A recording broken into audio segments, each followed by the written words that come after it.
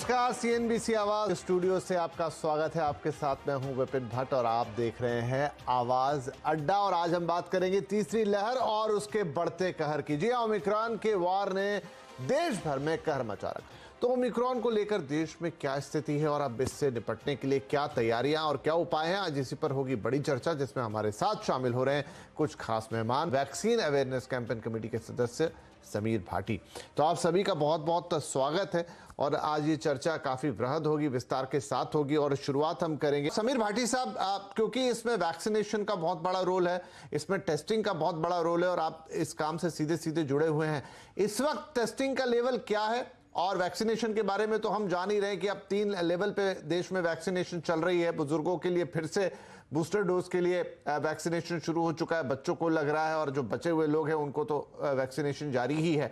लेकिन जो टेस्टिंग है उसका इस वक्त क्या आलम है और आप लोग टेस्टिंग में क्या प्रोटोकॉल अपना रहे हैं? देखिए, टेस्टिंग की अगर वैसे मैं स्पेसिफिकली बात करूं पहले तो जिस तरह से रिक्वायर्ड है अगर लोगों को, तो उसी के लिए टेस्टिंग के लिए, जैसे अगर इंटरनेशनल ट्रैवल के लिए वो मैंडेट है या उनको किसी एक पर्टिकुलरली जगह पे जहां पर भी जाना है किसी भी कारण की वजह से टेस्ट कराना है तो उस तरह से करा रहे। बट अदरवाइज बहुत ज़्यादा ऐसा नहीं है कि कोई पहले से, अभी तो चलिए आईसीएमआर की गाइडलाइंस रिवाइज्ड हुई है, पर उससे पहले भी लोग उस तरह से पॉजिटिव कॉन्टैक्ट के आने के बाद तो टेस्टिंग उस तरह से नहीं जैसे सेकेंड वेव में या पहले हो रही थी, उस तरह से लोग सामने से अपने आप से भी ज़्यादा नहीं कराते। और वैसे भी अब जब से होम टेस्टिंग किट्स का ज़्यादा प्रचलन हो गया तो ज़्यादातर लोग काफ़ी जो है घरों पे भी टेस्ट कर लेते हैं। इसके अंदर सिर्फ एक ये है कि उनको वो एग्जैक्टली गाइडलाइंस पता नहीं है कि होम टेस्टिंग किस तरह से घर पर की जाती है।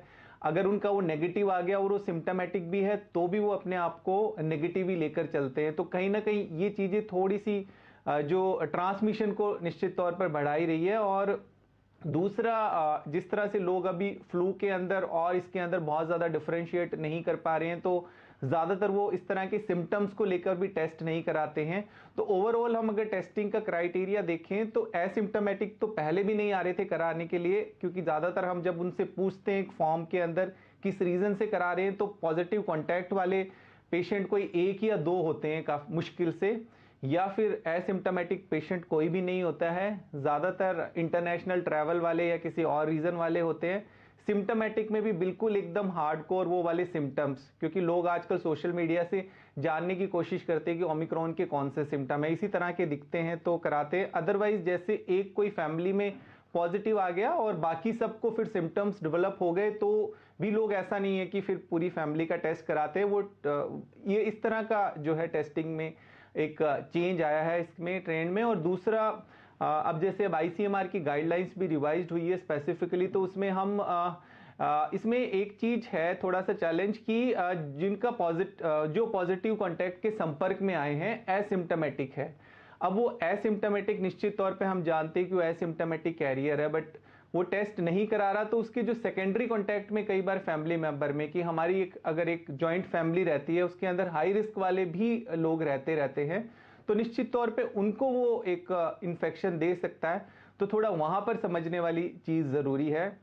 दूसरा, इसके अलावा जो जीनोम सिक्वेंसिंग वाली बात है कि जीनोम सिक्वेंसिंग में अभी फिलहाल हमारे पास हॉस्पिटल्स वगैरह से काफ़ी कॉल आनी शुरू हो गई है, जिनमें थोड़ा सा एडमिशन रेट राइज हुआ है, बिकॉज अभी गाइडलाइंस आई है कि जो पेशेंट्स कोविड पॉजिटिव एडमिट हो रहे हैं जिनमें किसी भी तरह की कोई गंभीरता देखी जा रही है तो उनका जीनोम सिक्वेंसिंग हम करेंगे। तो इस तरह की कॉल अभी आना शुरू हो गई है, पर अभी उस तरह से उनका पूरा जीनोम सिक्वेंसिंग नहीं हो पा रहा है जिस भी रीज़न से, लोड की वजह से या किसी भी कारण से। तो वो एक चीज़ है। और इसके अलावा एक वैक्सीनेशन का जिस तरह से देख भी रहे हैं, ड्राइव से क्लोजली जुड़े हुए हैं, लगभग अभी भी हमारे 9% के करीब बिल्कुल अनवैक्सीनेटेड वाला ग्रुप अभी भी रह गया अडल्ट एलिजिबल पॉपुलेशन में, और 35% के करीब अभी भी सेकेंड डोज जिन्होंने अपनी नहीं ली है, जिनकी ओवरड्यू हो गई है। 15 to 18 का ऑलरेडी वैक्सीनेशन शुरू हो गया है, पर फिर भी अभी काफ़ी बड़ी संख्या है, 20% के करीब अभी उसमें वैक्सीनेशन हो गया, बट उससे जो कम एज ग्रुप वाला है वो भी एक काफी बड़ी संख्या है जी। प्रिकॉशन डोज जिस तरह से अभी ऑलरेडी स्टार्ट हो ही चुका है जी। समीर भाटी साहब, वैक्सीनेशन की जो बातें चल रही हैं इस वक्त, जो प्रोग्राम वैक्सीनेशन का सब कुछ जारी है और अब हम अपने बुजुर्गों को या हमारे जो फ्रंटलाइन वर्कर्स हैं उनको एक तीसरा डोज भी दे रहे हैं, साथ में बच्चों को भी वैक्सीन लगाई जा रही है।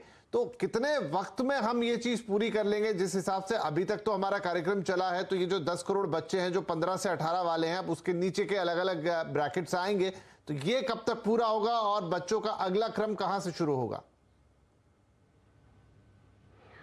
बिल्कुल, देखिए जो अभी 15 से 18 साल वाली ड्राइव शुरू हुई है, इसमें बच्चों में वैसे तो काफ़ी ज़्यादा उत्साह है, बट हमेशा वैक्सीनेशन ड्राइव में हमने देखा है, जैसे सेकेंड ड्राइव के अंदर भी देखा था कि जब थोड़ा सा ट्रांसमिशन ज़्यादा बढ़ जाता है, जब केसेस बढ़ना शुरू हो जाते हैं, तो उस समय वैक्सीनेशन सेंटर्स पे जो है लोगों की संख्या थोड़ी कम हो जाती है। फिलहाल अभी अगर हम ये वाले ग्रुप को भी देखें तो ये अभी तो फिलहाल काफ़ी फास्ट से चल रहा है, पर एक यहाँ पर जो देखते हैं हम हमेशा, अगर भारत की बात करें स्पेसिफिकली पॉपुलेशन वाइज, तो जिस तरह से हमारा ज्योग्राफिकली डिस्ट्रीब्यूशन है पॉपुलेशन का, अभी फिलहाल हम देख रहे हैं कि हमारे शहरों के अंदर जिस तरह से केसेस ज़्यादा बढ़ रहे हैं, हम दिल्ली मुंबई की बात करें, उसके बाद बाकी फिर और जगह पर केसेस बढ़ना शुरू हो जाते हैं।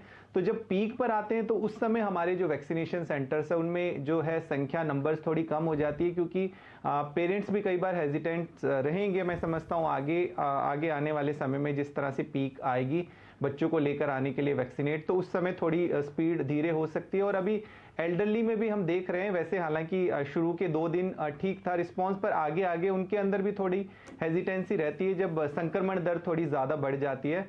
फिलहाल अगर स्टॉक को लेकर देखें तो उस तरह का कोई चैलेंज नहीं है स्टॉक को लेकर हमारा, और जो बच्चों की वैक्सीन भी है वो आगे काफ़ी और भी वैक्सीन पाइपलाइन के अंदर है, जिस तरह से सीरम इंस्टीट्यूट की वैक्सीन भी आने वाली है। तो वैक्सीन को लेके अभी हेजिटेंसी की बातें बहुत ज़्यादा नहीं है उस तरह से, बस ये ज़रूर है कि कहीं ना कहीं जो ये थर्ड वेव है ये किस तरह से इम्पैक्ट डालती है, जो नंबर ऑफ लोग वैक्सीनेशन सेंटर्स पे आ रहे हैं उनकी संख्या को आगे थोड़ा देखना पड़ेगा कि उसके अंदर कमी ना आए।